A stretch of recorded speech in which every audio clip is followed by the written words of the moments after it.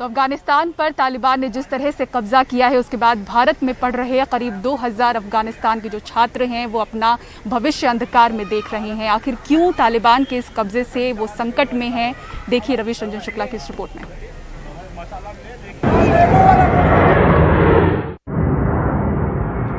अपने मुल्क के ये खौफनाक दृश्य भारत में रहने वाले अफगान छात्र भी देख रहे हैं।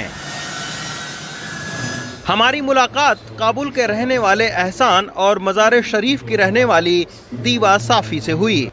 एहसान दिल्ली विश्वविद्यालय में बीए अंतिम वर्ष के छात्र हैं।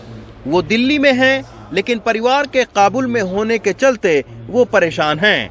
उनका इरादा भारत से पढ़ने के बाद अफगानिस्तान के सेंट्रल बैंक में नौकरी करने का था, लेकिन अब वो अपने भविष्य के लिए चिंतित हैं। The first and severe impact is first of all in the state of moral and mental health. सबसे गंभीर प्रभाव हमारे मनोबल और मानसिक स्वास्थ्य पर पड़ा है। दूसरी दिक्कत ये है कि हम अगले कदम के बारे में कुछ नहीं जानते हैं। अनिश्चितता का माहौल है। अभी कोई सिस्टम नहीं है कि हम छात्रों का प्रोग्राम कैसे आगे बढ़ेगा। मैं उम्मीद कर रहा था कि यहाँ से जाने के बाद अफगानिस्तान सरकार में अच्छी नौकरी करूंगा, लेकिन दुर्भाग्य से मेरा सब कुछ चला गया। Get a good government job and returning the favor. That is gone unfortunately now. दीवा साफी के पिता मज़ार शरीफ में फंसे हैं। वो जेएनयू में इंटरनेशनल पॉलिटिक्स की छात्रा हैं। अफगानिस्तान की राजनयिक बनकर देश की सेवा करना चाहती हैं, लेकिन अब तालिबान शासन में महिलाओं के लिए और परेशानी बढ़ने की आशंका उनको सता रही है। For them it's very scary because it's more challenging for women in Afghanistan. And Afghanistan का माहौल बहुत डरावना है, खास तौर पर महिलाओं के लिए। पहले ही मैं इस स्थिति में बहुत परेशान महसूस कर रही थी। वहाँ रहने वालों में ऐसे बहुत सारे अपने दोस्तों को जानती हूँ जिनके लिए पहले ही बहुत दिक्कत थी। पहले के राज में महिलाओं को कोई अधिकार नहीं था। अब आने वाले दिनों में शायद ही कभी महिलाओं को कोई अधिकार मिले। as we know, it's as earlier happened. There was no women rights, and as we sure it will be not in the future.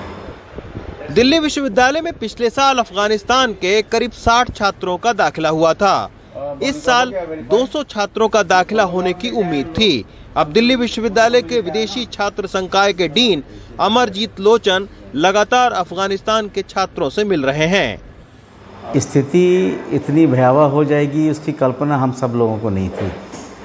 बहुत संजोग है कि दिल्ली विश्वविद्यालय ने निर्णय लिया 2020 के जो बच्चे नवंबर 2020 से पढ़ रहे थे क्लासरूम में ऑनलाइन, उनको लाने की मुहिम छेड़ी थी जुलाई में, और जुलाई से अगस्त के बीच में आज के तिथि तक अधिकांश बच्चे अफ़गानिस्तान से आ गए। परसों भी हमारे पास 2 बच्चे आए हैं अफ़गानिस्तान से, जो पिछले वर्ष के थे, जो तृतीय सेमेस्टर के विद्यार्थी होंगे इस बार, क्योंकि महंगा इंटरनेट और इंटरनेट की प्रॉब्लम्स थी और स्कॉलरशिप उनको तब मिलता है जब भारत में होते हैं।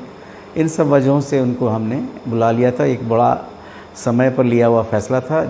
बहुत सारे छात्रों के परिवार अफगानिस्तान में फंसे हैं। कईयों के परिवार के कई लोग मारे गए हैं, लेकिन पारिवारिक समस्याओं से अलग कई सारे छात्रों के वीजे की मियाद और पैसे भी खत्म हो रहे हैं।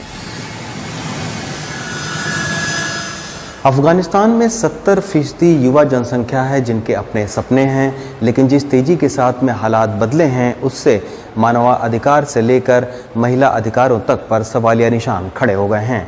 सबसे ज़्यादा चिंता इन छात्रों की है जो यहाँ से पढ़कर अफगानिस्तान में सेवा देना चाहते थे।